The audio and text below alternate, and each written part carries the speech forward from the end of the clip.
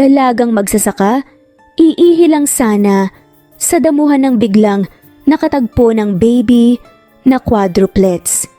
Pinagtawanan siya dahil mahirap na nga daw nag-ampon pa, pero pahiya ang mga tsismosa ng may mayamang lalaki ang bumisita sa kanya at sa mga bata.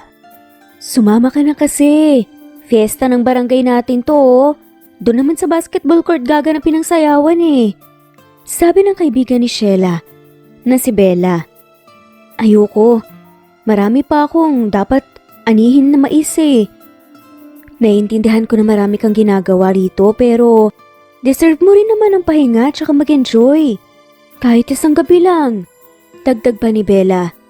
Hindi talaga ako pupunta sa susunod na lang. Kailangan kong tapusin ang mga dapat kong tapusin sa bukid, okay? Sumama ka na anak, sige na. Kakatrabaho mo lang lagi sa bukid eh, ako nang bahala. Malambing na pagpupumilit rin ni Nanay Rosie sa kanyang anak na si Sheila. Umagang-umaga pa lang ay nagpunta na sa bukid ang kaibigan ni Sheila na si Bella para kulitin ito.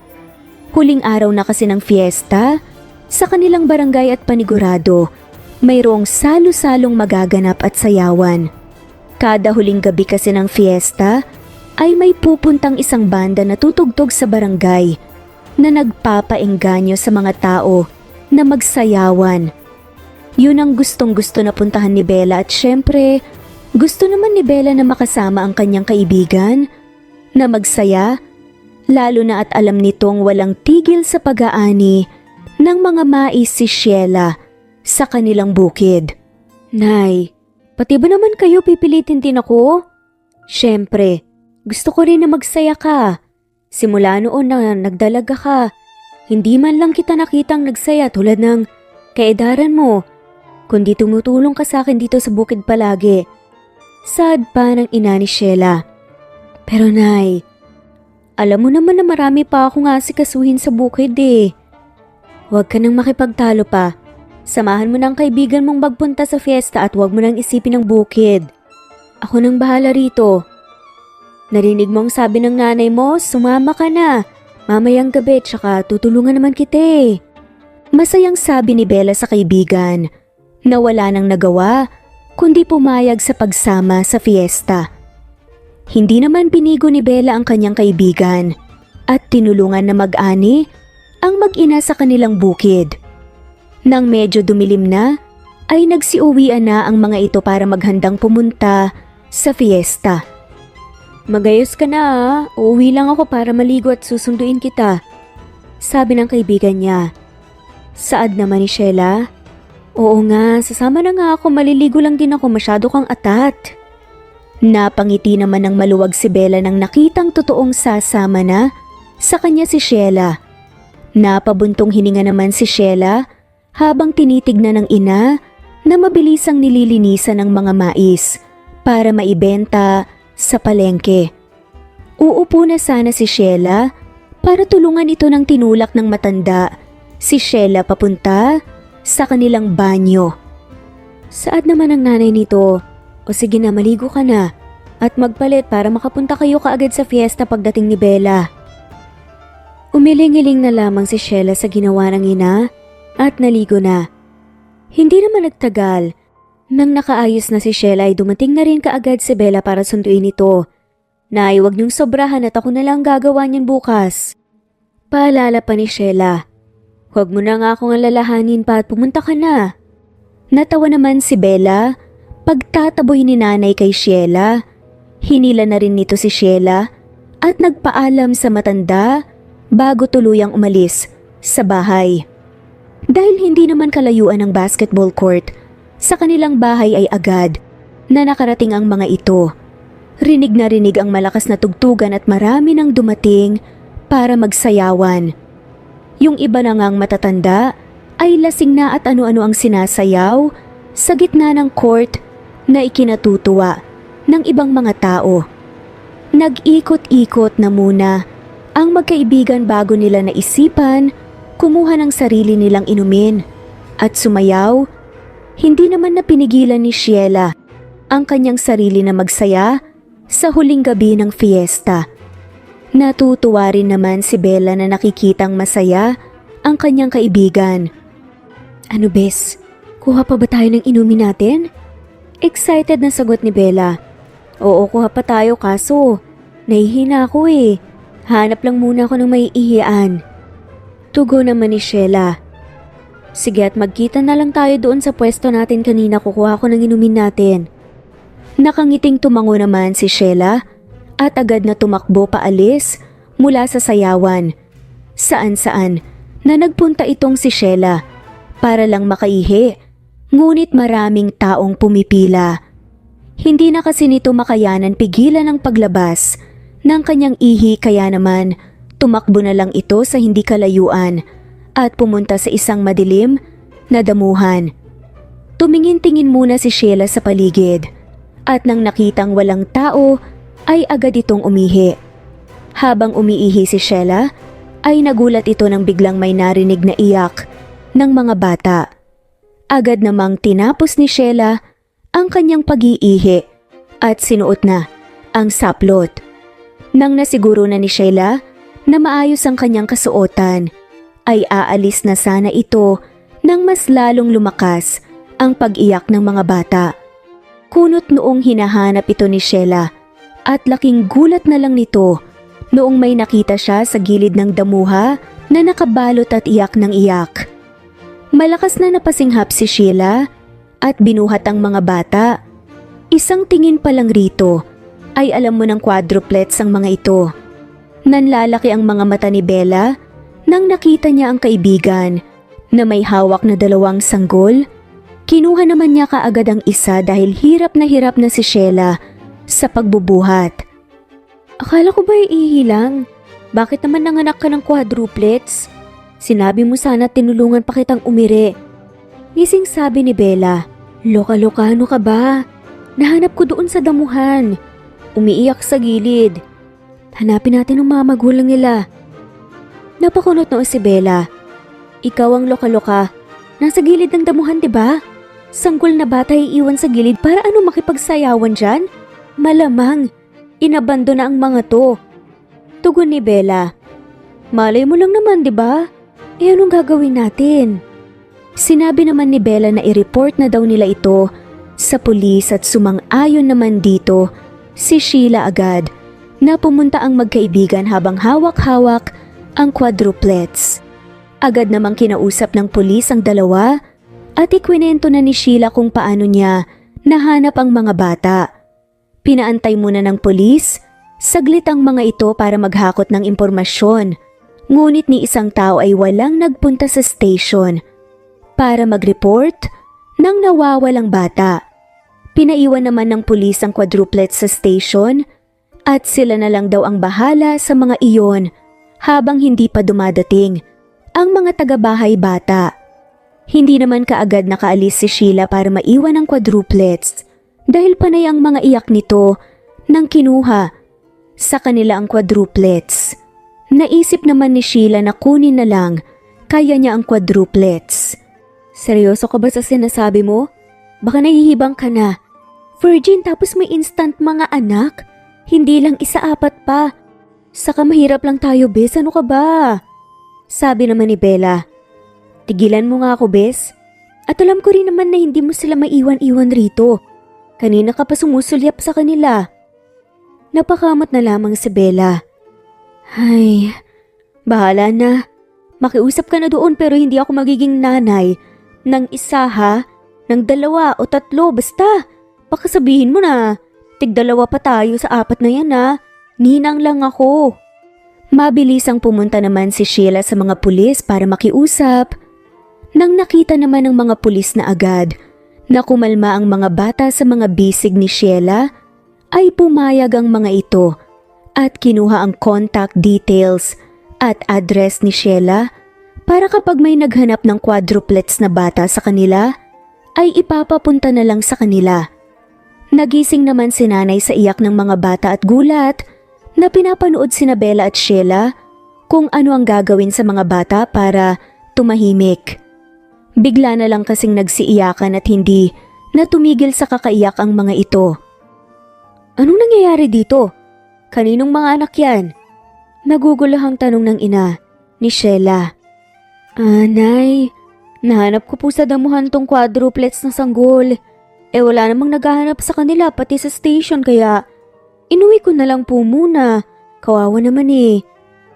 Bigla na lang din umiyak ang mga to nang nakauwi kami, Nay.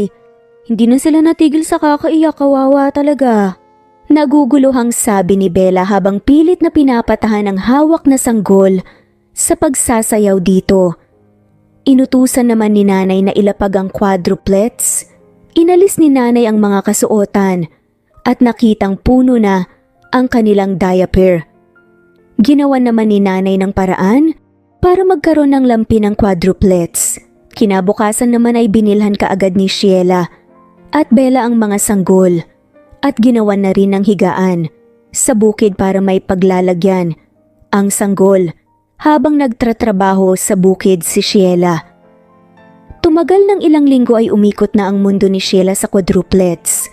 Wala nang talagang naghanap sa mga bata kaya naman nagpunta ito sa kanilang munisipyo para humingi ng tulong kung ano ang dapat gawin para maampon ang mga ito.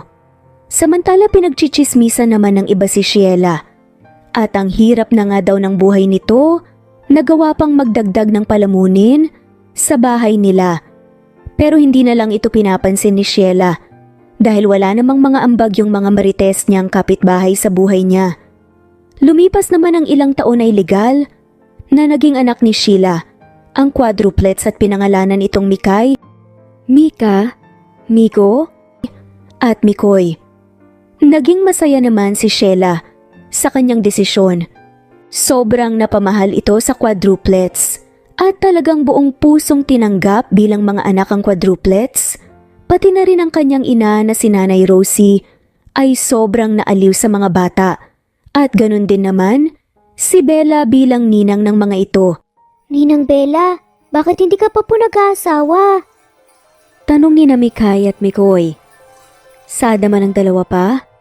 Boy pa rin nga, wala si Ninang, asawa pa kaya? Kunot noong mahinang binatukan ni Bella ang kanyang mga inaanak. Matatagalan kasi sa bukid ang kanyang kaibigan kaya ito na muna ang nagbabantay sa kanila. Hoy, tigil-tigilan niyo nga ako. Tsaka, sapat na kayo sa akin. Nakangiting sabi na lamang ni Bella para tumigil na ang apat. Nagkibit balikat na lang ang quadruplets at muling nagsitakbuhan para maglaro sa labas kasama si Nanay Rosie na tahimik na nagkakape sa labas ng kanilang bahay. Nang napatingin si Bella sa kanyang cellphone, ay nakita nitong may fiesta sa kabilang barangay at naisip na yayain si Sheila. Nagpaalam naman ito kay Nanay Rosie at agad na nagustuhan ni Nanay ang plano ni Bella. Kung noon ay walang tigil magtrabaho si Sheila sa bukid dahil lamang ayaw magtrabaho ang kanyang ina, ngayon naman ay doble kayod na sa bukid para sa kanyang mga anak. Pagka-uwi ni Sheila, ay kinutuban itong may binabalak na naman ang kanyang kaibigan. Dahil sa kakaibang nangiti nito, napabuntong hininga naman si Sheila at hinarap ang kaibigan. Pero walang kasama si Nanay na magbabantay sa kanila. Sumenyas naman si Bella kay Nanay, kaya naman agad na naglakad palapit si Nanay sa magkaibigan na nag-uusap. Sumama ka na. Minsan naman di ba? Sa akin tumatabi ang quadruplets. Hindi ka naman nila hinahanap buong gabi dahil diretsyo na sila matulog. Mag-relax ka naman. At mag-enjoy baka sumabog yung katawan mo sa sobrang pagod. Pangungumbinsi naman ng nanay ni Sheila na malaki ang effect. Napaisip naman si Sheila, kung okay lang ba talagang iwan ang quadruplets? Ito kasi ang kauna-unahang malalayo ito sa kanilang tabi ng matagal lalo na at gabi pa nga ito paniguradong makakauwi. Pumunta ka na, maligo ka at magayos. Kahit ngayong gabi lang, magpakasaya ka naman, isipin mo na lang na day off mo ngayong gabi sa lahat. Malambing na sabi naman muli ni Nanay. Ngumiti na lamang si Sheila kay Nanay at tumango. Napahiyaw naman sa sobrang saya si Bella at agad na umuwi para magpalit.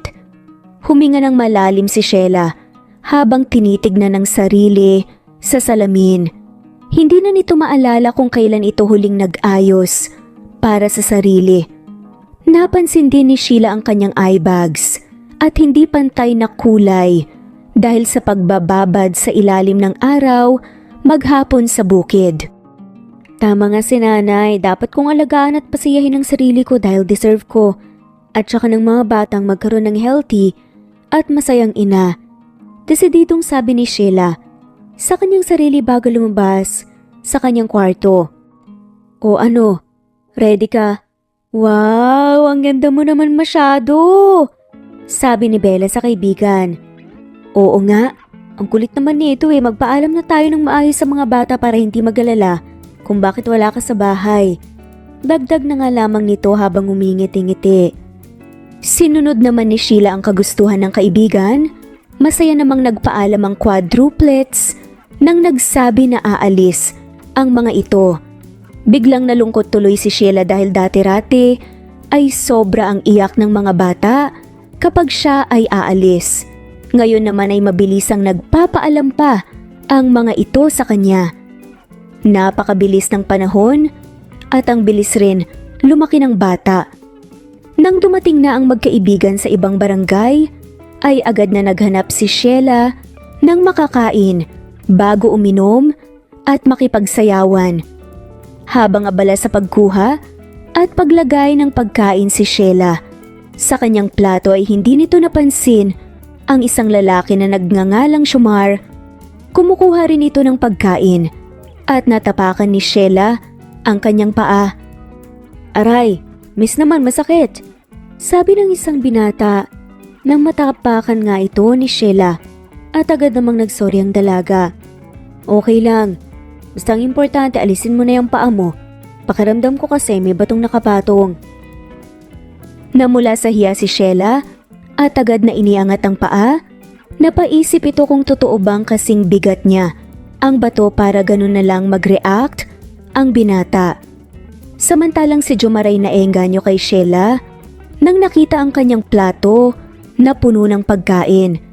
Napakaliit kasi ni Sheila sa kanyang paningin. Kaya napapaisip ito kung saan mailalagay ni Sheila sa kanyang maliit na tiyan ang maraming pagkain.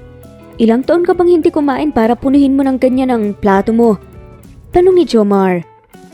Kanina sinabihan mo ako ng mabigat, ngayon naman sinasabihan mo ako matakaw? Tanong naman ni Sheila.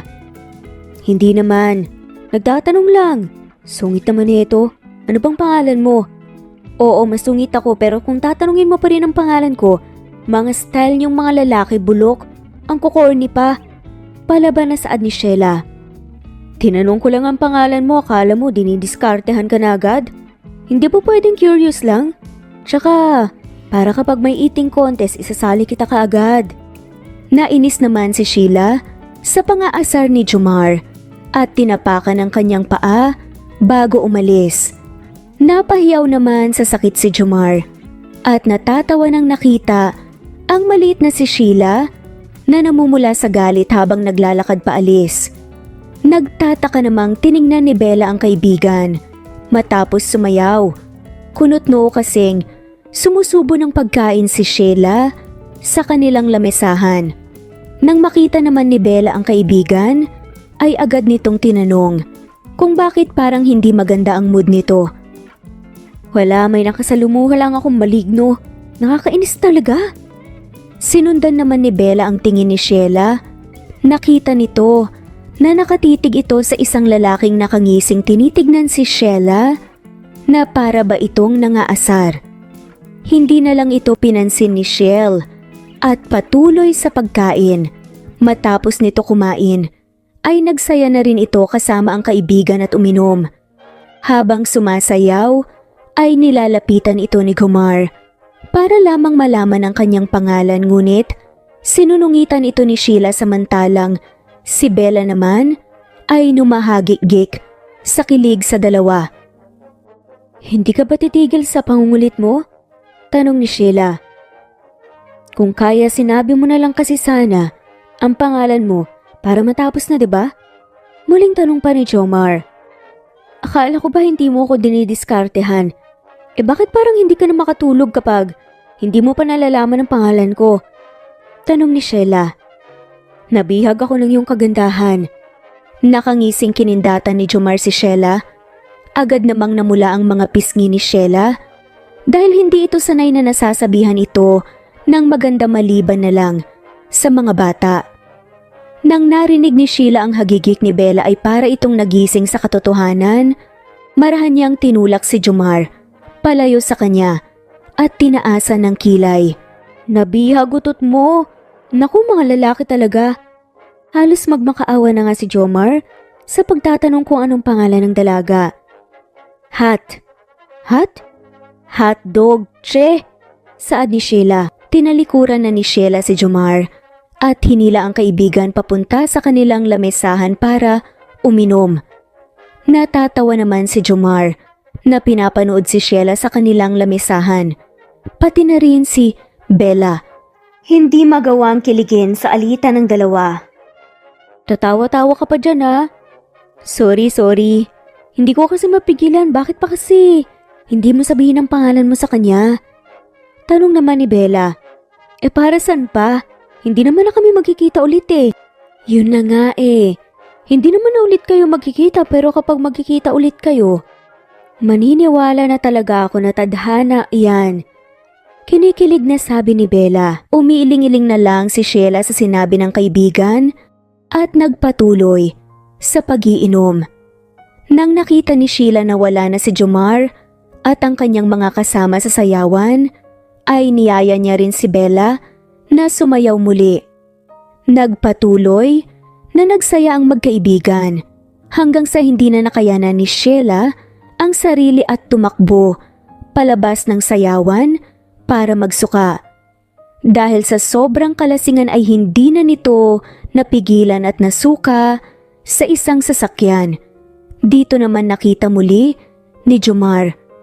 Handa sana itong magalit nang nakita niyang sinusukaan ang kanyang kotse nang nakita niya si Sheila. Biglang nagsalita na naman si Jomar at mukhang hindi na raw kaya pang umuwi ni Sheila.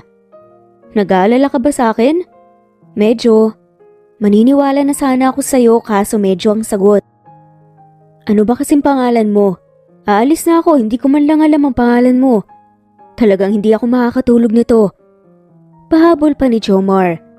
Sheila Morales, ang pangalan ko. Bagay mo ang pangalan mo. Ako naman si Jomar Briones. Nice meeting you. Tapos ano nang gagawin mong next?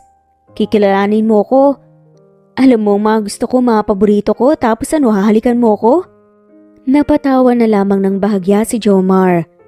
Anong hahalikan ka dyan? Ganto oh. Biglang nagsalita na naman si Jomar at mukhang hindi na daw kaya pang umuwi ni Sheila ng laki ang mga mata ni Jomar sa gulat sa biglang paghila sa kanyang damit si Sheila at hinalikan sa mga labi. Patuloy na hinahalikan ni Sheila si Jomar hanggang sa nag-init na rin ang katawan ni Jomar at hinila si Sheila sa bewang para mas lalong mapalapit sa kanya at pinailaliman pa ang kanilang halikan. Marahan na tinulak ni Sheila si Jomar para matigil sa kanilang halikan dahil kinailangan nitong maghabol ng hininga.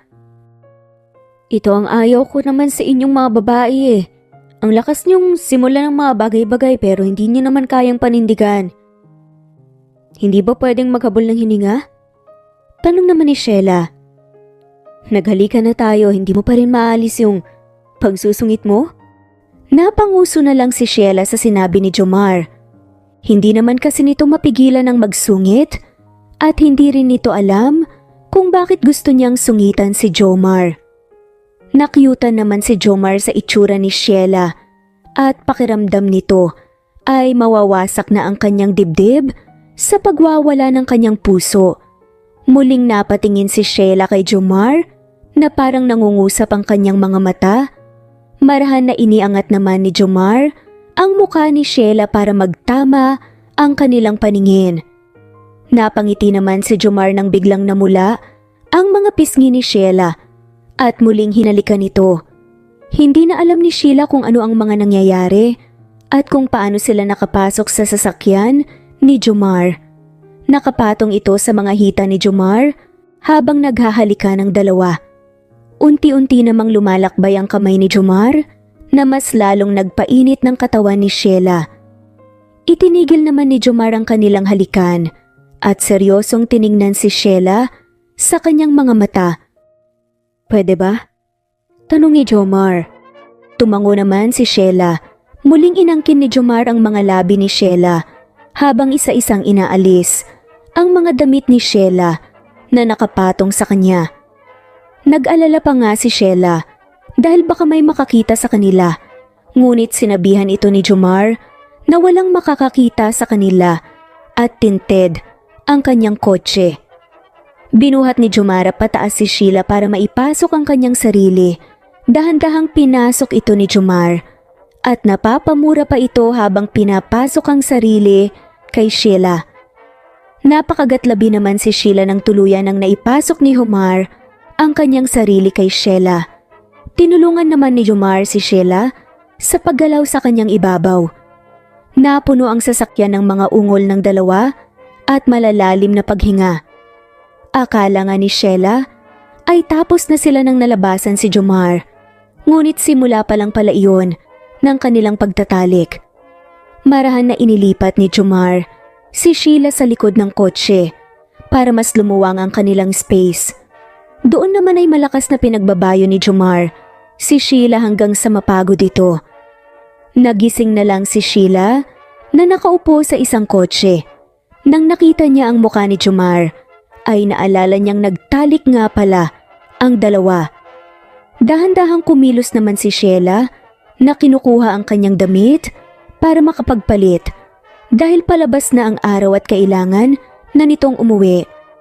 Lalabas na sana si Sheila sa sasakyan nang biglang hinawakan ni Jomar ang kanyang kamay.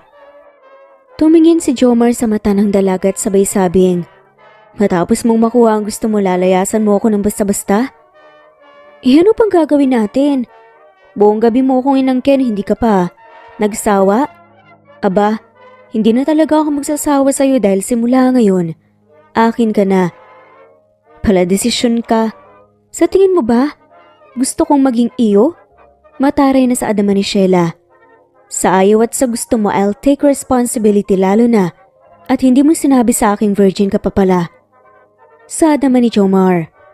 Nakangising sabi ni Jomar habang tinitignan ng stain sa kanyang sasakyan. Napaawang naman ng bibig si Sheila nang nakita ang mga dugo sa likuran at sa kanyang inuupuan. Biglang hindi makatingin si Sheila hanggang sa nakaisip ito ng kanyang sasabihin. "Sa susunod na natin pag-usapan ang mga bagay na yan.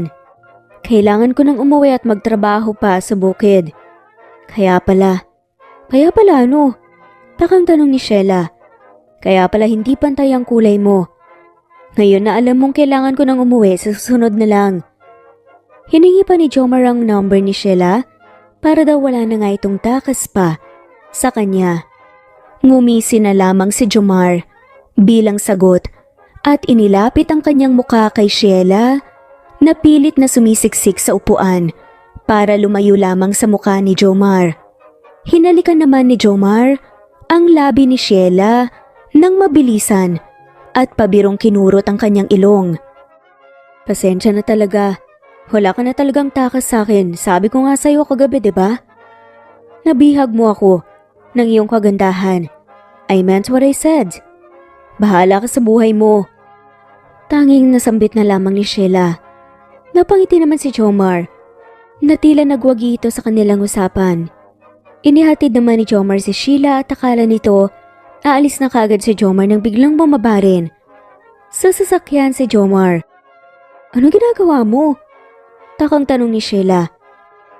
"Baka nag-aalala ng mga magulang mo sa'yo, kaya ihahatid na kita para alam nilang kasama mo ang boyfriend mo." "Kailan ba kita naging boyfriend?" Naguguluhang tanong ni Sheila. "Ngayong araw mismo." Pilyong saad naman ni Jomar. "Pagsisisihan mo rin yan." Saad na lamang ng babae. Napabuntong hininga na lamang si Sheila at hindi na muling sinagot si Jomar dahil pakiramdam nito ay mauubusan ito ng lakas sa mga pinagsasabi ni Jomar. Nakahinga naman nang maluwag si Nanay Rosie nang nakitang umuwi si Sheila at agad nang umisi nang nakitang may kasama itong lalaki. Ginalaw-galaw ni Nanay si Bella na nakatulog sa lamesahan. Pakurap-kurap ng mga mata si Bella habang kinugusot ang mga mata. "Oh, Sheila, nakauwi ka na pala. Mukhang masyado kang nag-e-enjoy sa kasama mo kagabi Nanlaki ang mga mata ni Sheila sa sinabi ni Bella. Hindi nito aakalain na nakita ito ni Bella. Ngayon naiisipin ni Sheila ay naghalikan nga pala sila ni Jomar bago sila pumasok sa kanyang kotse. Nang minulat na ng mabuti ni Bella ang kanyang mga mata, ay nanlaki ito dahil sa nakita niya si Jomar na nakangisi sa likuran ni Sheila. "Nay, Bes, si Jomar nga pala." Pagpapakilala naman ni Jomar, "Boyfriend niya po." Pilyong saad nito. Nagulat si Sheila sa sinabi ni Jomar. Pati na rin si Bella ay napaawang ang bibig nang biglang nagkanobyo ang kanyang kaibigan. Samantalang si Nanay naman ay lumiwanag ang itsura na parang batang nakakita ng lollipop. "Ganun ba? O halika, pasok ka at sabayan mo na kami sa umagahan namin." Aya naman ang ina ni Sheila. "Naku, maraming salamat po sa inyo." "Nay, nasan po ang mga bata?" Nagtatakang tanong naman ni Sheila. Agad namang tinawag at hinanap ni Sheila ang quadruplets.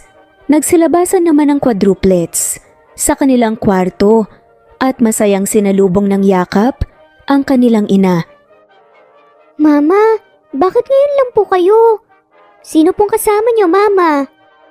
Magkasunod naman na saad, tinamikay, Mikoy, Mika at Miko. Kumikinang ang mga mata ng quadruplets habang tinitingala si Jomar. Nakyukyutan naman si Jomar sa quadruplets. Ngunit hindi nito mapigilan ang maguluhan dahil ang alam nito ay virgin pa, si Sheila. "Mama, may mga anak ka na?" Nagulat naman si Jomar dahil may mga bata na. "Oo, quadruplets sila. Sila Mikoy, Mikay, Mika at Miko." "Bakit nagsisisi ka na?" "Sabi ko sa iyo pagsisisihan mo yan." Tugon naman ni Jomar na hindi siya nagsisisi at nagtataka lamang ito kung paano nagkaanak si Sheila. "Basta, mga anak ko sila." Nagtatakang tinignan naman ang quadruplets, pati na rin si Nanay at si Belang dalawang nagbubulungan. Pinakilala naman ng maayos ni Sheila si Jomar sa mga bata. "Ikaw ba ang papa namin? Anong pangalan mo? Ilang taon ka na?" Sunod-sunod na pagtatanong ng quadruplets kay Jomar. Napangiti si Jomar. "Ako si Jomar. Kung ako ang papa ninyo, si Mama lang makakasagot noon." Inikutan na lang ni Sheila ng mga mata si Jomar. Hindi naman nagtagal ay nakapaghain na ng pangumagahan ng nanay ni Sheila, habang si Bella naman ay umuwi na dahil sa malakas ang hangover nito. Nagtatanong-tanong si Nanay tungkol kay Jomar at masaya namang sinasagot ni Jomar ang mga katanungan ni Nanay sa kanya. "Kaya mo bang tanggapin ng buo ang aking anak at mga apo?" "Opo naman, tita. Wala naman pong kaso sa akin yun. Tsaka sinong hindi mapapamahal sa quadruplets Ang gwagwapo at ang gaganda nila." Saad pa nga ni Jomar. "Masaya ako kung ganun, akala ko kasi magmamadre na ang anak ko." "Nay naman." Nahihiyang pagsuway ni Sheila sa kanyang ina. Natawa naman si Jomar at muling nakyutan kay Sheila dahil sa kanyang naging reaksyon. Nagpatuloy ang kwentuhan hanggang sa natapos silang kumain. Habang naghuhugas ng mga plato, si Sheila ay abala naman si Jomar sa paglalaro sa mga bata. Sa hindi maintindihan na paraan, ay parang iba ang nararamdaman ni Jomar sa mga bata. Napakagaan at agad na masasabi niyang malapit ang quadruplets sa kanya. Naisip naman ni Jomar na baka sila ang kanyang mga anak na pinamigay ng kanyang dating nobya para saktan lamang siya. Ngunit agad na inalis ni Jomar ang kanyang iniisip dahil nakatira pa ito sa syudad at malayong magpupunta sa probinsya ang babae. Huling balita rin kasi ni Jomar, sa kanyang quadruplets na anak ay patay na ang mga ito. Natigilan naman sa pag-iisip si Jomar nang biglang nagsalita si Sheila. "O Bella, akala ko ba matutulog ka pa?" Pagkukunwari naman ni Bella na nagugutom siya, kahit ang totoo ay gusto lang nitong makichismis. Natawa na lang si Sheila at pabirong hinampas ang balikat ng kaibigan nang dumaan ito sa pintuan. Maglalakad na sana, papalapit si Sheila. Kina Jomar na kasama ang mga quadruplets nang biglang may isinigaw si Bella. "Alam mo ba, sobrang hawig ni Jomar ang quadruplets. Hindi na ako magtataka kung kamag-anak ng quadruplets yung nobyo mo." Natulalang napatingin naman si Sheila kay Jomar. Pabalik-balik ang mga tingin nito kay Jomar at sa quadruplets na abala sa paglalaro. Bumilis ang tibok ng puso ni Sheila at kinabahan. Ngayong titingnan niya ng mabuti ay totoong magkahawig ang quadruplets kay Jomar. Hindi lang ito hawig, kundi parang iisa lamang ang kanilang muka. Pati na rin, si Jomar ay bumilis ang tibok ng puso at nakaramdam ng pag-asa na baka ang mga bata ay ang kanyang quadruplets na anak na inakala niyang patay na. Gusto ko sanang tinignan kung tama ang hinala ni Bella. Sad naman ni Sheila. "Oo, sa totoo lang yan. Nawalan ako ng mga anak dahil sa kahibangan ng kanilang ina. At noong hinanap ko sila, bangkay na ang aking natagpuan." Napasinghap naman ng malakas si Sheila. Iniisip niya palang na mawala ang quadruplets sa kanya at bumalik na bangkay ay pakiramdam nito ay mamatay na siya. Pilit na nanginitian ni Sheila si Jomar at kinuha ang kamay para hawakan ng mahigpit. Nagulat at nanlaki naman ang mga mata ni Jomar sa ginawa ni Sheila na naging dahilan ng pagkabaliw ng kanyang puso. "Nalulungkot ako sa naranasan mo. Sige, ipa-DNA test mo ang mga bata. At baka sila nga ang yung quadruplets na anak pero may hilingin sana ko sa'yo." Sad naman ni Sheila. Kung si Jomar nga daw ang ama, ay wag sanang ilayo ang mga bata sa kanya. "Hindi naman ako ganun kasama na ilayo sa'yo ang mga anak mo. Kung sila man ang aking anak, isa lang ang gagawin ko." "Ano naman yun?" tanong ni Sheila. At ilang segundong hindi sumagot ang lalaki bago sabihin, "Ang pakasalan ka." Nakangising kinindata ni Jomar si Sheila. Naluluhang natawa si Sheila habang pinupunasan ang kanyang mga nangingilid na luha. Seryosong usapan bigla mong nilaro. "Hindi naman ako nagbibiro eh. Hindi ko babawiin ang sinabi ko kanina. Akin ka na at akin lang, Sheila. Hindi ako bagay na pwede mong gawing pag-aari." Saad naman ang babae. "Paano na yan?" Bigla namang natigilan sa pagsusungit si Sheila. Nang nakitang naging malungkot si Jomar, nang makita naman ni Jomar ang lumambot na reaksyon ni Sheila ay agad itong nagsalita. "Anong gagawin natin? Bakit, may problema ba? Paano na to? Kasi yung puso ko pag-aari mo na." "Kalokohan. Puro ka talaga kalokohan." Sad pa ni Sheila.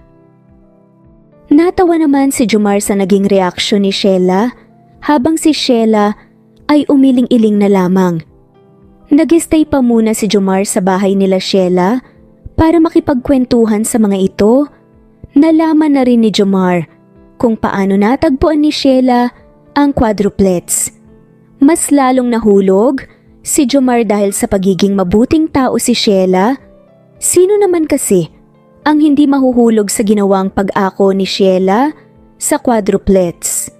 Habang nakakasama ni Jomar ang quadruplets, ay mas lalo itong napapalapit sa kanila. Nahirapan pa na ngang magpaalam si Jomar dahil ayaw nitong malayo sa quadruplets. Bago umalis si Jomar ay kumuha muna ito ng mga buhok sa quadruplets ng patago. Nagpaalam na ito sa pamilya ni Sheila at hinatid naman ni Sheila si Jomar papunta sa kanyang sasakyan. "Talagang tumambay ka pa sa bahay buong maghapon, ha? Huwag kang mag-alala, sa susunod ay dito na rin ako titira para hindi na ako mawalay sa'yo kahit 1 minuto. Ako nga ang tigil-tigilan mo, Jomar. Seryoso nga. Kumuha na rin ako ng buhok ng quadruplets, ipapa-DNA test ko. Hindi ko alam kung bakit pero parang kinakabahan ako, Jomar. Sad naman ni Sheila. Wala kang dapat ikakaba. Dahil sila man o hindi ang anak ko, ay hindi pa rin magbabago na ikaw ang kanilang ina. Salamat kung ganun. Tanging hiling ko lang ay ang makita silang lumaki. In the future, dadagdagan na lang natin sila. Hinampas naman ni Sheila nang malakas ang balikat ni Jomar na ikinatuwa ni Jomar. Pakiramdam ni Sheila ay pagod na pagod ito sa mga kalokohan ni Jomar. Nang nakalapit na sila sa sasakyan ni Jomar, ay nagpaalam naman na kaagad si Sheila at akmang aalis na ito nang hinila ni Jomar ang kanyang kamay at iniharap sa kanya. Hawak-hawak ni Jomar ang bewang ni Sheila at seryosong nakatingin sa mga mata ni Sheila. Hindi ka man lang nagpaalam ng maayos sa boyfriend mo? Tanong ni Jomar. Nagpaalam naman ako sa'yo. Tsaka anong boyfriend ka dyan? Hindi ka pa nga nanliligaw eh. So ang gusto mo ligawan muna kita. Sige, simula bukas manliligaw ako sa'yo. Hindi yun ang ibig kong sabihin. Asus, pakipot pa. Pangasar ni Jomar. Namula ang buong mukha ni Sheila sa biglang pagtawag sa kanya ni Jomar ng baby. Akmang magsasalita pa sana ito nang biglang hinalikan ito ni Jomar.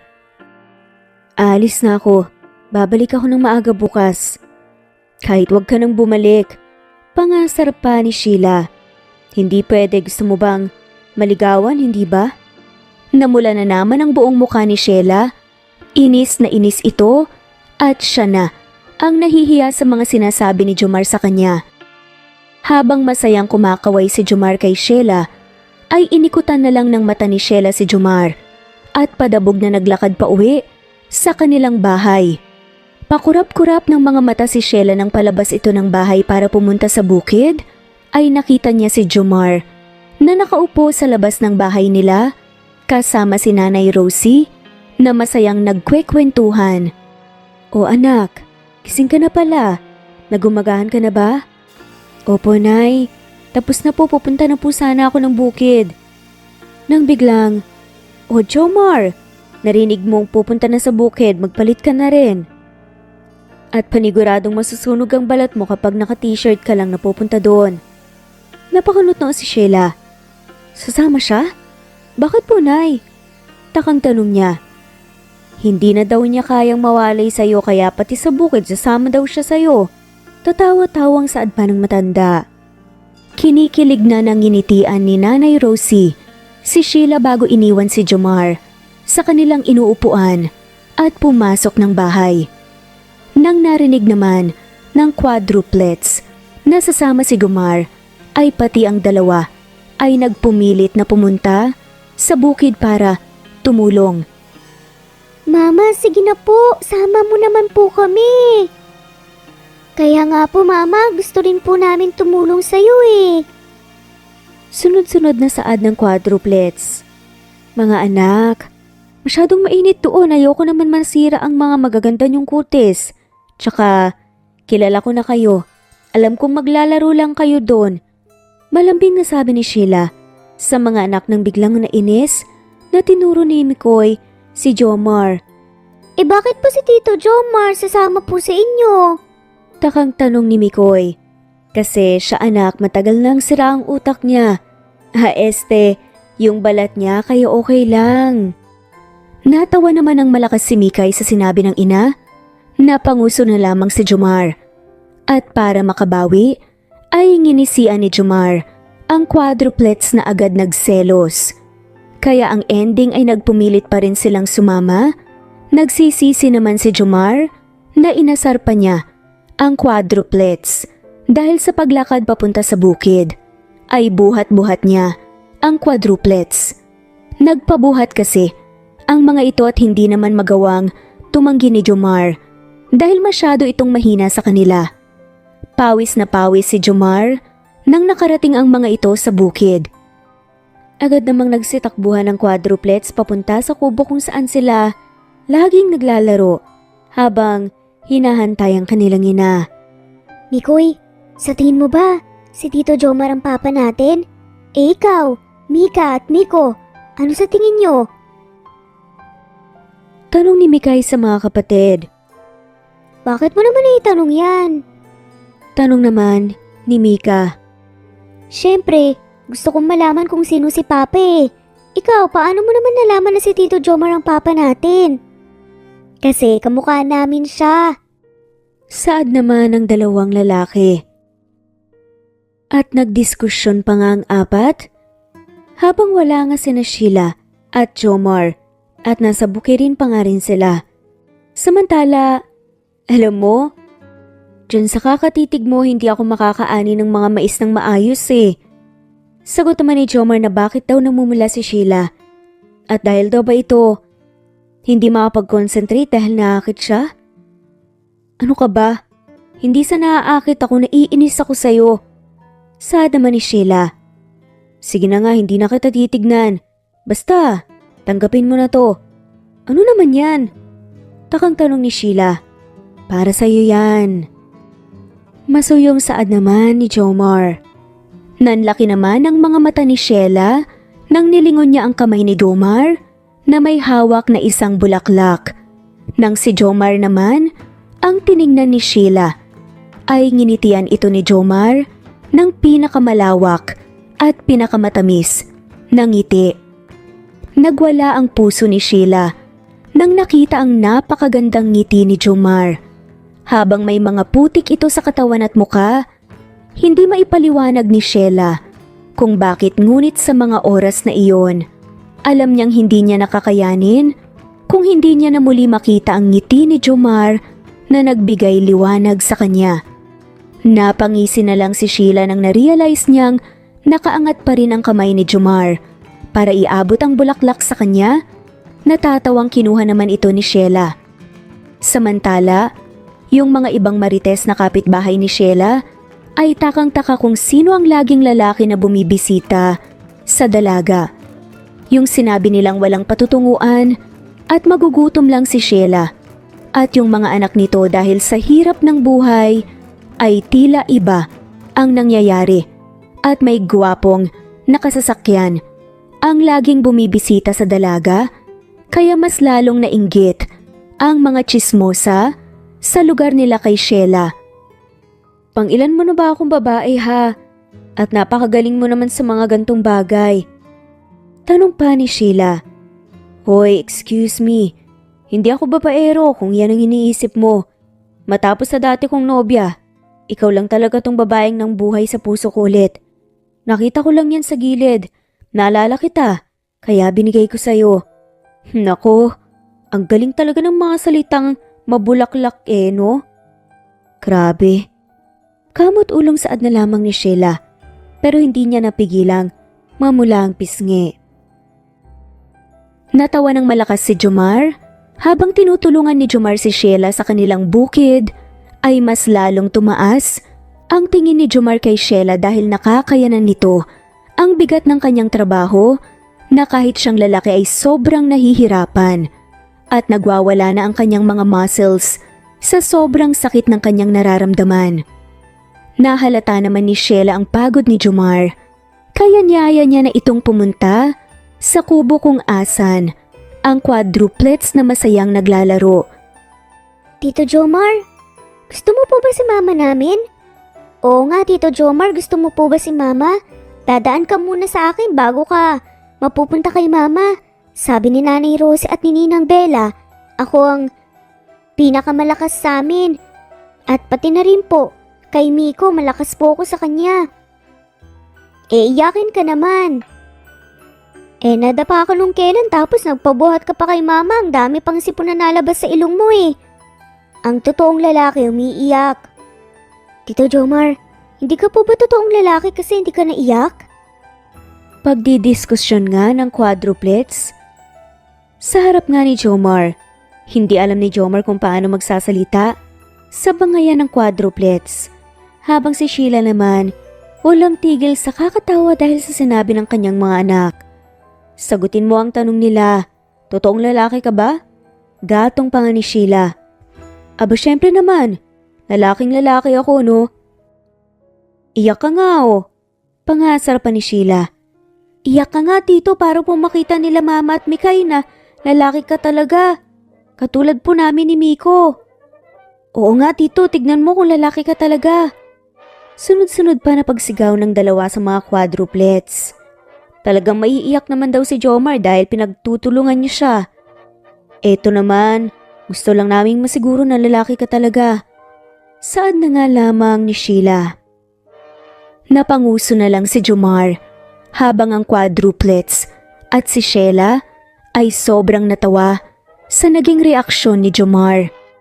Sa usapan nilang ganun ay mas lalong napapaisip si Sheila dahil kuhang-kuha ng quadruplets ang ugali at pagkapilyo ni Jomar. Tignan mo nga walang magawa si Jomar at nakahanap ng kanyang katapat.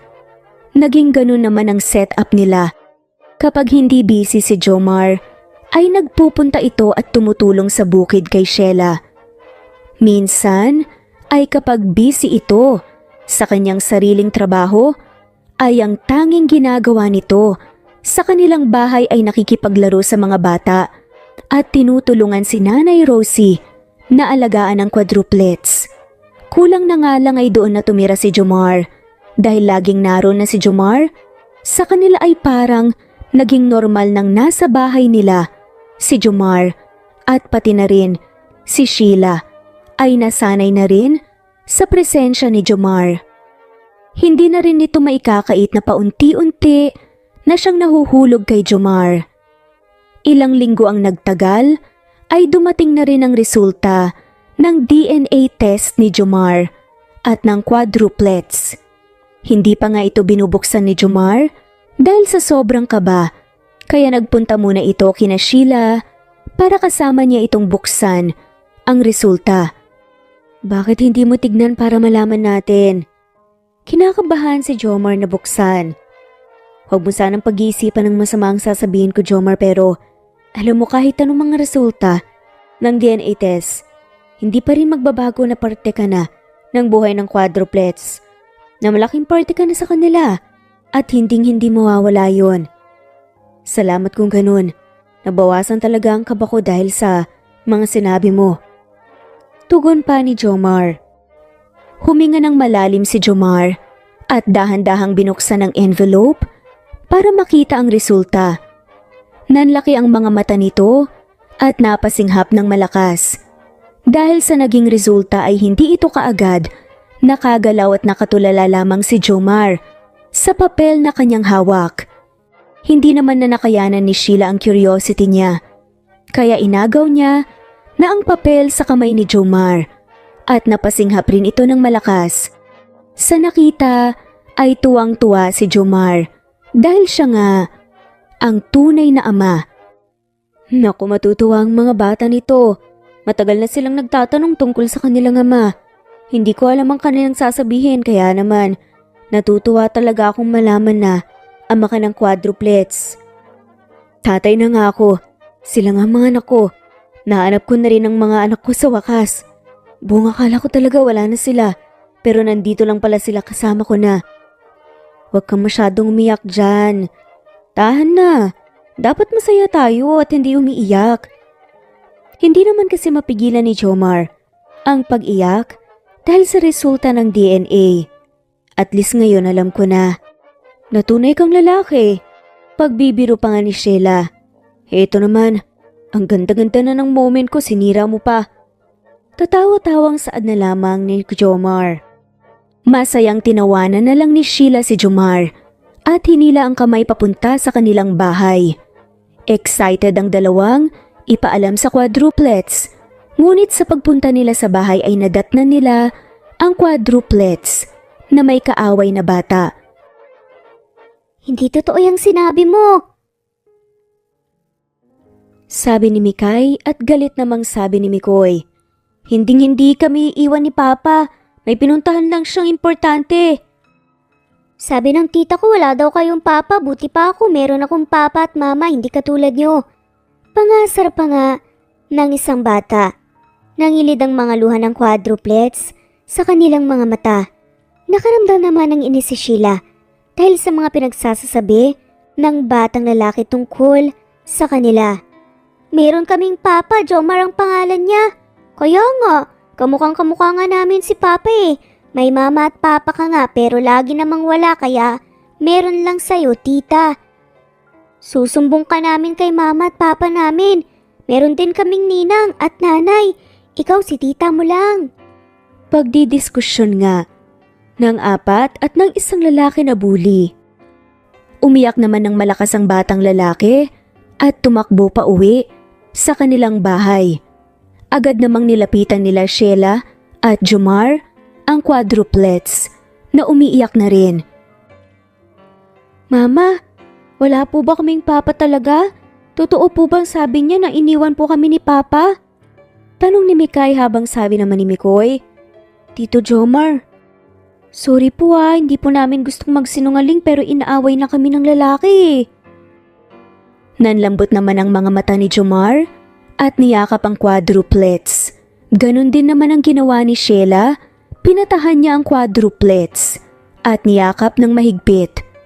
Akmang magsasalita na sana si Jomar nang nakitang kumakalma na ang quadruplets. Ngunit biglang may babaeng galit na sumigaw. Agad na sinugod ng babae si Sheila at pinagduduro-duro. Ikaw, hindi mo man lang mapagsabihan yung mga anak mo at talagang paiiyakin niyo pa ang pamangkin kong mabait at inosente. Sabi ng isang babae, yung pamangkin mo ang unang nang away sa mga anak ko. Ano-ano ba naman kasi ang sinasabi ng pamangkin mo sa mga bata? Ginagamit pa niya yung rason para awayin ng mga anak ko. Ganun na ba kasama ang pagkawala ng isang ama sa buhay ng mga bata? Ganun na ba kasama sa paningin mo kapag nakikita mong wala ang ama ng mga bata? Pagtatanggol pa ni Sheila. Totoo naman wala naman kasing tatay ang mga anak mo. Kaya ganyan sila kasi walang ama na dumidisiplina sa kanila. Sino bang may sabing walang ama ang quadruplets? Galit at seryosong tanong naman ni Jomar kay Ines na natulala sa kanya. Pakurap-kurap pa ang mga mata ni Ines dahil hindi ito makapaniwala sa kagwapuhan ni Jomar. Hindi na nga rin ito nagawa pang magsalita dahil natameme na nga ito sa kanyang kagwapuhan. Ako ang ama ng quadruplets. Hindi ko sila iniwan o ano pang mga sinasabi nyo. Mahal na mahal ko ang mga anak ko para lamang iwan ko. Napalunok naman si Ines at namula ang mga muka. Agad nitong pinagsabihan ng kanyang pamangkin para humingi ng tawad sa quadruplets. Ang galit na itsura ni Ines ay naging malambot at nagpapakyut na ito kay Jomar. Sa hindi malamang dahilan ay sobrang nainis naman si Sheila sa ginagawang pagpapakyut ni Ines kay Jomar. Ang dami mong sinasabi kanina tapos hindi ngayon. Hindi mo ako makausap. Pasensya na. Mali naman ang pamangkin ko. Pagsasabihan ko na ng maayos ang pamangkin ko. Inakala kasi namin. Dahil kalat dito sa barangay na walang amang quadruplets kaya naman ganun na lamang nasabi ko. Patawarin mo na ako. Sabi na lamang nito. Huwag ka sa akin humingi ng tawad kundi sa mga anak ko. Matapang na sagot naman ni Jomar. Sorry na mga bata, hindi na yun mauulit pa. Mali si tita. Pangpa-plastic pa nga ng babae. Hindi naman pinansin ng quadruplets si Ines at yumakap kay Jomar. Binuhat naman ito ni Jomar at naglakad na papunta sa bahay nila Sheila. Nakasunod naman ang mga mata ni Ines kay Jomar. Kulang na nga lang ay maghugis puso ang kanyang mga mata. Nang kasimangot na pinagmamasdan lamang ito ni Sheila. Nang naglakad naman kaagad paalis si Sheila, ay agad itong pinigilan ni Ines. Sino yun? Siya ba talaga yung ama ng mga bata? Oo, siya nga ang ama ng quadruplets. Bakit may problema ba? Sagot ni Sheila. Problema? Walang problema no. Sa ganung klaseng muka. Sabihin mo nga sa akin, anong relasyon yung dalawa? Panguusisa pa nito. Wala. Sagot lang ni Sheila. Talaga, edi may Pero sabi niya sa akin liligawan niya ako. Sad naman ni Sheila. Nainis naman si Ines dahil pinutol ni Sheila ang kanyang gustong sabihin. Mas lalo itong nainis nang sabihin ni Sheila na nanliligaw sa kanya si Jomar. Nang nakita ni Sheila ang inis sa mukha ni Ines, ay napangisi ito na parang nanalo siya sa isang laban. Hindi naman na pinansin ni Sheila si Ines at iniwan na lamang na nakatayo roon at sumunod na umuwi sa bahay nila. Naiinis ito kay Jomar kahit na hindi nito alam kung ano ang dahilan ng kanyang nararamdaman na inis. Hinahantay ka ata ni Ines sa labas simula noong umuwi tayo kanina. Hanggang ngayon ay nasa labas siya ng bahay nila, nagmamasid rito. Masungit na saad ni Sheila kay Jomar. Ano naman ngayon? Wala naman akong mapapala sa kanya. Sus, mukhang may gusto sa'yo eh. Irap pa na saad ni Sheila. Kaya ba kanina mo pa ako hindi pinapansin dahil nagsiselos ka? Natatawang saad naman ni Jomar. Ha? Ako? Nagsiselos? Bakit naman ako magsiselos? Kung gusto mo patulan mo pa, ano namang pake ko? Pagsusungit ni Jomar. Wala ka talagang pake? Wala. Sad nga ni Sheila. Kung kanina ay naiinis si Sheila, ay ngayon naman si Jomar ang nainis kay Sheila. Akala kasi ni Jomar ay napalapit na sila isa't isa, ngunit nagmamatigas pa rin si Sheila sa kanya. Lumabas na lang ito ng kanilang bahay at nagpahangin. Nang medyo kumalma si Jomar, ay pumasok na rin ito sa bahay nila, Sheila. Ayaw kasi nitong kausapin ang quadruplets na may nararamdamang inis o galit.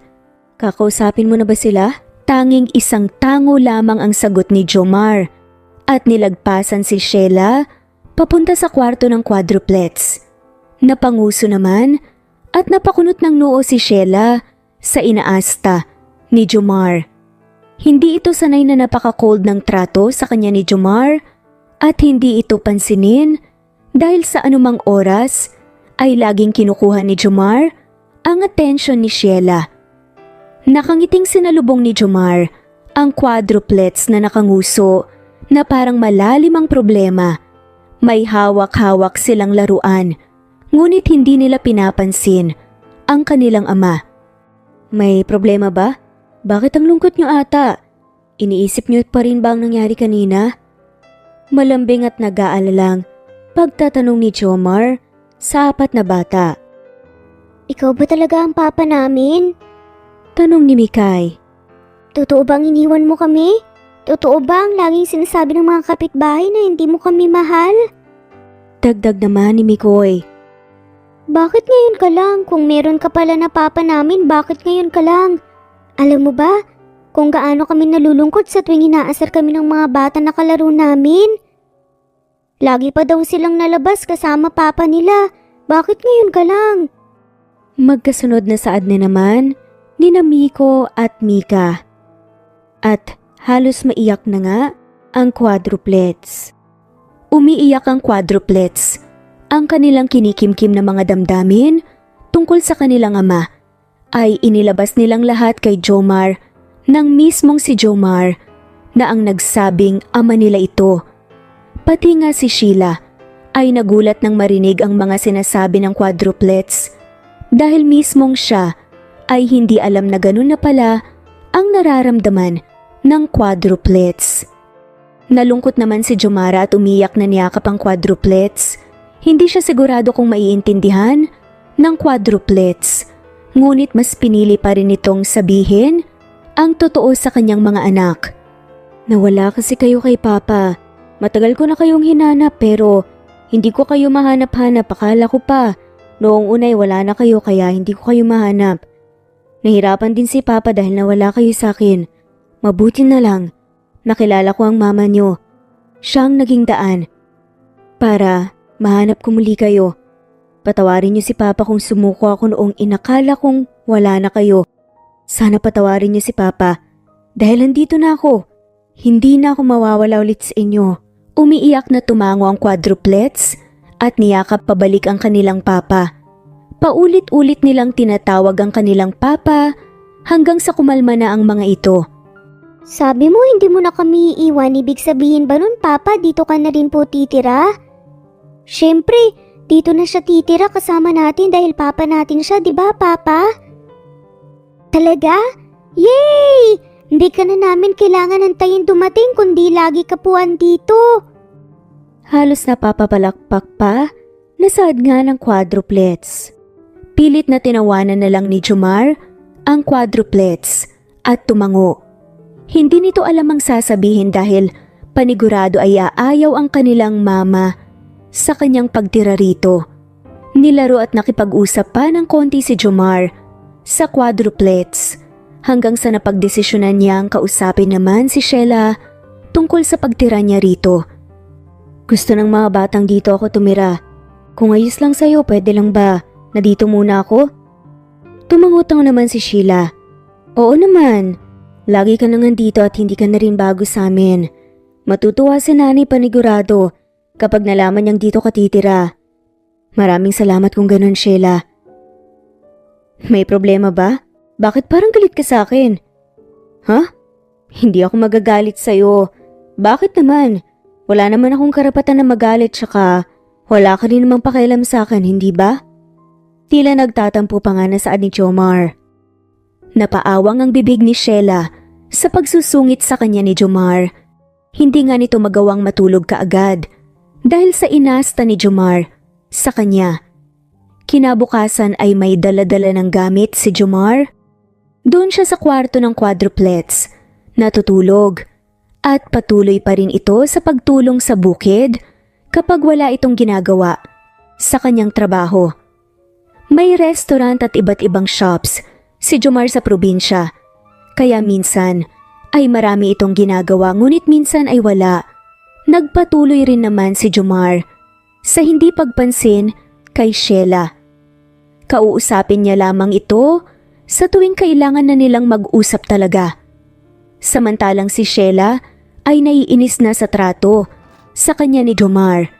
Sa hindi maintindihang dahilan ay ayaw ni Sheila ang ganong pakikitungo sa kanya ni Jomar.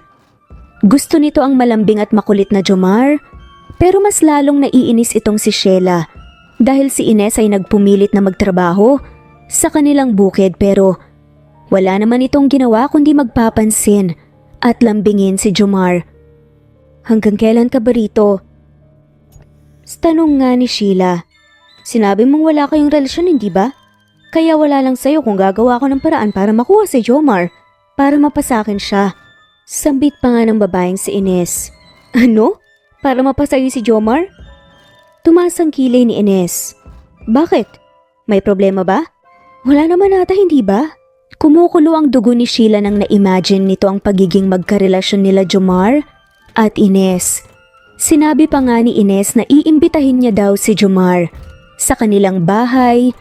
Laking gulat na lang ni Sheila at pumayag naman itong si Jomar. Talaga? Pupunta ka ba talaga sa bahay mamaya? Excited na tanong ni Ines. Oo, kailangan mo ng tulong. Magbuhat, di ba? Oo naman. Huwag kang mag-alala, bibigyan kita ng kakaibang premyo sa pagtulong sa akin. Tila nangaakit pa, nasaad nga ni Ines. Maarte at malambing na sabi ni Ines, hinaplos pa nito ang braso ni Jomar. Dahil hindi makayanan ni Sheila ang kanyang nakikita, ay tumalikod dito at binalin na lang ang kanyang atensyon sa pag-aani ng mga mais. Sa pag-iwas ni Sheila ay hindi nito nakita ang pagtabig ni Jomar sa kamay ni Ines at tiningnan ito ng masama. Kung may binabalak ka man, huwag ka nang umasa na mapagtatagumpayan mo yun. Sagot na Ines na wala nga siyang binabalak at kailangan lang talaga niya ng tulong. Hindi ako interesado sa'yo. Diretsahang saad ni Jomar. Masyado pang maaga para sabihin yan. Tsaka, sinabi na rin ni Sheila na wala nga siyang problema. Hindi na pinansin ni Jomar si Ines. Dahil sa kanyang inis, napapaisip ito kung talagang okay lang ba kay Sheila kung magkakagusto ito sa ibang babae.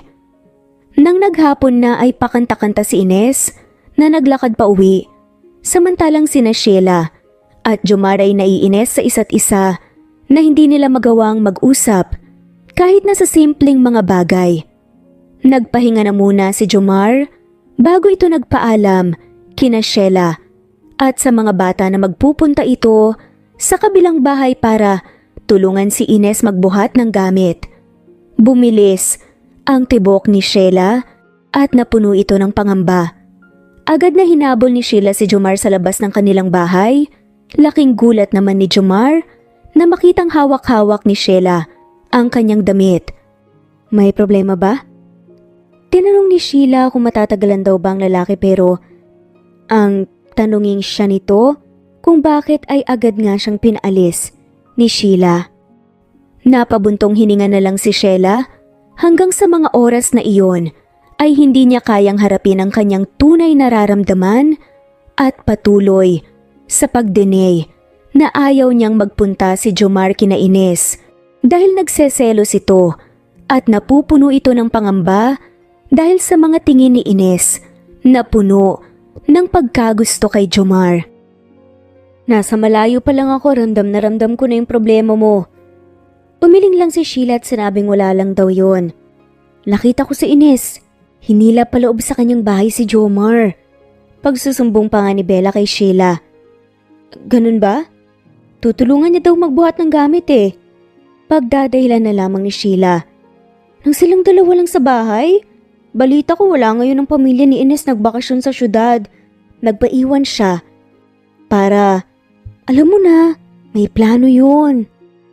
Mas lalong nagdoble ang mga nararamdaman ni Sheila na hindi na nito nagawang magsalita at napayuko lamang at nakatulala sa kanyang kamay na kanyang nilalaro. Okay lang daw ba iyon kay Sheila pero nagmamaang-maangan pa ang dalaga. Pero hindi naman daw kasi talaga niya nobyo si Jomar. Nanlaki naman ang mga mata ni Sheila. Hindi nito inaasahan na ganun na ang tingin ng mga tao sa kanila ni Jomar. Namula ito at muling nagwala ang kanyang puso na gustong kumawala sa kanyang dibdib. Nagustuhan naman yun ni Sheila. Parang na-comfort ang pakiramdam ni Sheila sa sinabi ni Bella. Samantalang si Bella naman ay napabuntong hininga at pinipigilan ang sarili na batukan ang kanyang kaibigan. Kahit anong pigil niya ay hindi niya nakayanan, kaya naman malakas niyang binatukan ang kanyang kaibigan. Aray! Para saan naman yun? Tanong ni Sheila. Sagot naman ni Bella. Kung hindi ka naman kasi tanga, bakit pa kasi hindi mo nalang aminin sa sarili mo ang totoong nararamdaman mo para kay Jomar? Pero wala naman daw kasing nararamdaman si Sheila. Inis na sabi na nga lamang ni Bella. Sigurado ka? Nung nagpunta si Jomar kina Ines parang hinulugan ka ng sandamakmak na problema. Tapos nung sinabi ko sa'yo na ang tingin sa'yo ni Jomar hindi lang nobya kundi asawa, lumiwanag kaya yung mukha mo na akala mo batang nakakita ng libreng candy. Hindi ko alam kung ano ba talagang nararamdaman ko eh. Oo, aaminin ko na hindi ko gusto ang pagpunta ni Jomar doon. Ayoko rin na malambing si Ines sa kanya. Ewan ko ba, naiinis ako eh. Naiinis din ako kapag cold siya sa akin. Pero naguguluhan pa ako sa nararamdaman ko.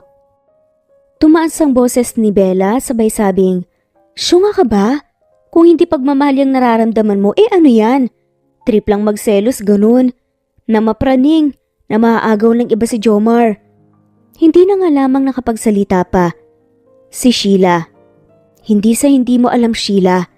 Ayaw mo lang talagang tanggapin at harapin ang tunay mong nararamdaman. In short, in denial ka. Hindi na nakasalita si Sheila sa sinabi ng kanyang kaibigan at napaisip. Sa mga sumunod na araw ay halos hindi mo na maalis sa tabi ni Jomar si Ines. Hindi naman ito pinapansin ni Jomar. Ngunit hinahayaan niya ito dahil sa nakikita niyang epekto kay Sheila. Minsan nga ay patago itong napapangisi sa tuwing nakikitang nagseselos si Sheila. Isang araw ay lumabas si Jomar. Dahil kinailangan ito sa kanyang mga business, nagulat ito ng pag-uwi niya ay nadatnan niyang lasing na lasing si Bella at Sheila. Si Bella ay nakatulog na sa upuan habang si Sheila ay parang problemadong umiinom ng mag-isa. Lasing ka na kaya tama na. Sad nga ni Jomar kay Sheila. Napakunot noon naman ng babae. Ano bang pake mo? Bakit ka ba nandito at hindi ka nalang magpunta kina Ines? Lasing ka na nga Sheila. Ang kilala ko na Sheila hindi nagsaselos kahit sino pang babaeng makasama ko. Napairap si Sheila. Hindi naman kasi ako nagsaselos no. Tsaka wala akong karapatan. Napangiti ng malawak si Jomar at hindi maitago ang kanyang pagkakilig. Nakatulog naman si Sheila sa lamesahan. Binuhat ni Jomar si Bella at ipinasok sa kwarto ni Sheila. Sunod namang binuhat ni Jomar ay si Sheila at marahan itong inihiga. Napangiti si Jomar habang marahan na hinahaplos ang pisngi ni Sheila. Hinalikan niya ito sa kanyang noo at nilapit ang bunganga sa tenga para bumulong. Hindi pa kasi bumigay eh. Napakatigas, pinapahirapan mo lang ako at ang sarili mo. Aalis na nga sana si Jomar sa kwarto nang biglang naalimpungatan. Kaibigan ni Sheila na si Bella. Hoy, feel mo rin ang pagsaselos ng kaibigan ko, no? Medyo, ang tigas ng kaibigan mo eh. Habaan mo pang pasensya mo. Alam mo naman ang pinagdaanan yan simula pagkabata kaya ganyan katigas. Dagdag na lamang ni Bella. Alam ko, huwag kang mag-alala. Kami ng kaibigan mo, ang endgame. Tila confident pa nga na saad ni Jomar. Napairap na nga lamang si Bella habang kinikilig. Hindi mo sure. Pahabol pa nga nito. Natawa naman si Jomar sa pangaasar sa kanya ni Bella at tumabi na rin sa quadruplets para matulog. Kinabukasan ay nahihiyang umiwas si Sheila kay Jomar dahil sa kanyang kalasingan kagabi. Pero lumapit rin ito sa huli kay Jomar nang nakitang mayroon na naman ang linta na kanyang kinaiinisan. Panay ang utos ni Sheila kay Jomar sa tuwing lalapit si Ines sa kanya. Nainis naman na itong Ines dahil wala nang nahanap na paraan para makalapit si Ines kay Jomar ay nagdala ng ulam si Ines ng gabi para lamang kay Jomar. Plano ni Ines na umamin ng kanyang nararamdaman kay Jomar. Naiinis na pinapanood ni Bella at Sheila si Jomar at Ines na nag-uusap sa labas mula sa bintana. Pang-aasar naman ni Bella na tumutol daw si Sheila pero kumunot lang ang kilay ng dalaga at wala naman daw ikakasal bakit siya tututol. Hanggang sa galit na naglalakad palapit si Sheila sa dalawa, si Jomar naman ay naiinis na sa paikot-ikot na pagsasalita ni Ines at hindi masabi-sabi ang gustong sabihin. Nagulat na lang si Jomar nang biglang hinila ni Ines ang kanyang damit at akmang hahalikan ito nang biglang tinakpan ni Sheila ang nguso ni Ines gamit ang kanyang kamay at marahan na tinulak palayo kay Jomar. Nanlalaki ang mata ni Jomar sa nagawa ni Sheila at hindi napigilang hindi ngumiti. Ano ginagawa mo? Malapit na ako eh, sabi ni Ines. Hinahanap na ng mga anak ko ang kanilang ama kaya sinusundo ko lang ang nobyo ko lalo na't maraming nakakalat na linta. Matapang na saad ni Sheila. Sinasabi mo bang linta ko? Narinig mo ang pangalan mo, di ba? Matapang na saad pa nito. Go girl, ipaglaban mo. Ang bayan natin. Natatawang sigaw ni Bella mula sa bintana. Napapailing na lamang si Nanay Rosie sa kabiliwan ni Bella ngunit patagong kinikilig sa pag-iibigan ni Sheila at Jomar. Ano pong nangyayari? Nakikipag-away po ba si Mama? Tanong ni Mika. Sagot naman ni Mikoy na binabantayan lang nito ang papa nila. Napakunot na tuloy si Miko. Ha? Bakit naman niya babantayan si Papa? Basta hayaan mo na nga matatanda. Maglaro na lang tayo ng bagong bili ni Papa na laruan. Diskusyon ng quadruplets. Buti pa ang mga bata nagbibigay ng privacy, ikaw na matanda, andyan pa rin nanunood. Natatawang sabi ni Nanay Rosie kay Bella na seryosong pinanonood sina Sheila. Naku nay, ganyan sinasabi mo pero nagkakape ka pang nanunood dyan sa likod ko. Nakahiting sagot naman ni Bella. Nanggigigil na galit si Ines ngunit pasulyap-sulyap pa rin kay Jomar. Nalambing pa nga ni Ines at nagmamakawa kay Jomar na paalisin si Sheila ngunit nakangiti lamang na nakatitig si Jomar kay Sheila. Jomar, hindi pa tayo tapos na mag-usap, pwede bang paalisin mo na siya? Pasensya na Ines pero tinatawag na ako ng future misis ko. Inakbayan ni Jomar si Sheila at marahang hinila palayo sa bahay. Napahiyaw naman si Bella at nag-appear na nga lamang si Nanay Rosie at Bella. At pagkabalik nga ng dalawa, nang hindi nakasama si Ines. Bakit mo naman pinigilan si Ines? Pangasa ni Jomar. Aba Jomar, wag mong sabihin na gusto mong matuloy yun. Tanong nga ni Sheila. Bakit wala namang masama? Hindi naman tayo magkarelasyon unless nagsiselos ka talaga. Saad ni Jomar. Napailing-iling na nga lamang si Sheila at sabi nito, Oo na, nagsiselos na ako, masaya ka na? Gusto ko ako lang tinitignan mo ng puno ng pagmamahal. Sa akin ka lang, malambing na nakikipag-usap at sa mga bata. Gusto ko na ako ang kinukulit mo. Okay ka na? Oo Jomar, mahal kita. At nagsiselos ako na may umaaligid na babae sa'yo. Akin ka lang, ikaw ang nagsabi na wala na akong kawala sa'yo. Kaya ibabalik ko lang din ang sinabi mo. Wala ka nang kawala sa akin at nobya mo na ako at nobyo kita.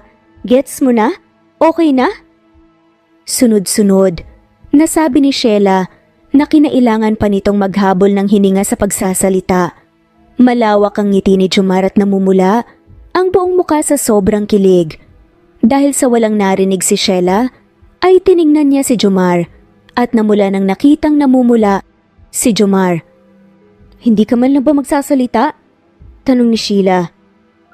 Natatawang saad naman ni Jomar. Sorry na, sobrang saya ko lang, sa wakas bumigay ka rin. Matamis nang initian ni Jomar si Sheila at hinila ang bewang. Napasinghap naman si Sheila at nangungusap ang mga matang tinignan si Jomar. Mahal na mahal din kita Sheila. Agad na hinalikan ni Jomar si Sheila. Bakas ang saya sa mga mata ni Jomar. Abot tenga ang mga ngiti ang nakita ni Nanay Rosie at Bella nang nakabalik ang dalawa na magkahawak kamay. Kala ko mga next year ko pa makikita to eh. Ano ngayon, ngingiti-ngiti ka dyan? Haba ng buhok. Saad ni Bella kay Sheila. Huwag mo nang kontrahin, paano ba? Umamin na nga eh. Saad ni Sheila. Alam mo ang laki talaga ng naitulong ko sa relasyon nyo. Jomar, bigyan mo ako ng kahit na isa sa mga pinsan mo ha. Pagbibiro pa nga ni Bella at nagtawanan na nga lamang sila. Natawa na lang si Jomar sa kalokohan ni Bella. Hanggang sa paggising ni Jomar kinabukasan ay hindi pa rin nawawala ang mga ngiti nito sa kanyang muka. Masaya ring sinalubong ni Sheila ang umaga na para bang guminhawa ang kanyang nararamdaman. Naiinis nga itong si Ines sa tuwing dadaan sina Jomar at Sheila na magkahawak ang kamay sa harap ng kanilang bahay. Ito namang si Sheila ay may tinatago palang pagkapilyo at talagang iniinggit palalo si Ines. Hindi naman nagtagal ay nagpropose na si Jomar kay Sheila at masaya itong tinanggap ni Sheila. Ibinenta na rin ni Jomar ang kanyang bahay at pinagawa ang bahay nila Sheila para sa kanilang lahat.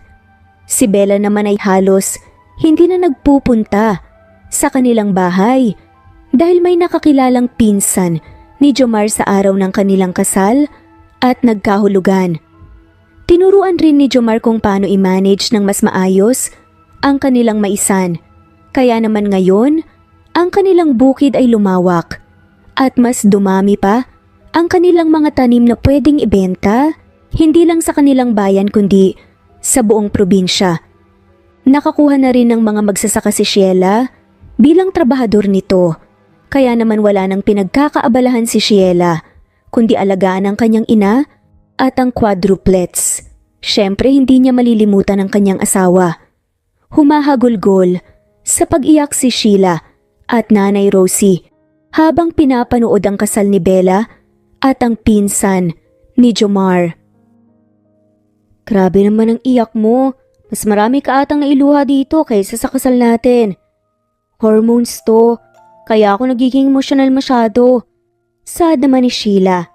Pwede pala maging sensitive ang hormones ng isang babae kahit hindi buntis? Sino ba kasing may sabing hindi ako buntis? Kunot noong saad naman ni Sheila. Napaawang ang bibig ni Jomar na napatingin kay Sheila na nakangisi sa kanya. Napatakip si Jomar sa kanyang mga mata para hindi makita ng mga tao ang kanyang pag-iyak sa sobrang tuwa. Samantalang si Nanay Rosie naman ay mas lalong napahagulgol dahil sa tuwa. Nang nalaman naman ito ni Bella ay idinikit niya ang kanyang sariling tiyan para mabuntis rin daw ito. Ganun ba yun? Isang dikit mo sa tiyan ko mabubuntis ka? Para mapasa. Ako naman ang magbuntis pagkatapos mo. Sad ni Bella. Loka-loka ka talaga. At nagtawanan nga ang dalawa. Masayang nagkukwentuhan ang dalawang magkaibigan habang ang kanilang mga asawa ay nagiinom sa labas ng bahay. Si Nanay Rosie naman ay nakangiting umiinom ng kape habang pinapanood ang quadruplets na masayang naghahabulan. Nagkatinginan sina Sheila at Jomar at nagpalitan ng matatamis na ngiti. Napabuntong hininga si Sheila habang nakangiti, nagpasalamat sa magandang buhay na ipinagkaloob sa kanya. Isang buhay na puno ng saya at pagmamahal kasama ang pamilya.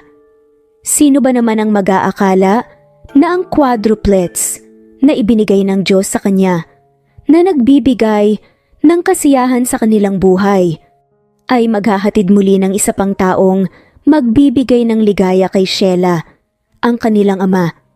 Sa pag-iibigan nila Sheila at Jomar, matutunan natin ang kahalagahan ng pagiging tapat sa sarili at hindi matakot na harapin ang tunay na nararamdaman. Ang pagharap at pagtanggap ni Sheila sa kanyang nararamdaman para kay Jomar ang naging susi upang tuluyang mabuo ang kanilang relasyon. Ipinakita ni Sheila ang kanyang tapang at katapatan sa sarili sa pamamagitan ng pag-amin sa kanyang nararamdaman. Sa kabilang banda, ang pagmamahal ni Jomar kay Sheila ay ipinakita sa pamamagitan ng kanyang hindi matitinag na pasensya. Sa halip na mawalan ng pag-asa o magmadali, naghintay siya ng mahabang panahon hanggang sa magbukas si Sheila sa kanya. Ang kanyang pag-aantay at pag-unawa ay nagpatunay sa kanyang tunay na pagmamahal na nagbigay daan upang mas lalong mapatibay ang kanilang relasyon.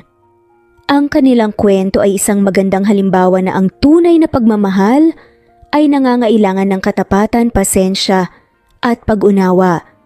Ang kanilang paglalakbay ay nagpapatunay na sa pamamagitan ng pagiging bukas sa ating mga nararamdaman at sa pagbigay ng oras sa isa't isa, maaari nating makamit ang isang malalim at tunay na koneksyon. Wala na ngang mahihiling pa sina Jomar at Sheila sa kanilang storya at masaya sila kasama ang kanilang mga anak at magpaparami pa nga sila ng mga anak. At dito na nga po nagtatapos ang kwentong pagmamahalan ni Jomar at Sheila. Maraming salamat po at i-comment lamang po kung gusto niyo pong magpa-shoutout. Muli ito ang Cat Amazing Stories. Thanks for listening at shoutout po sa mga sumusunod.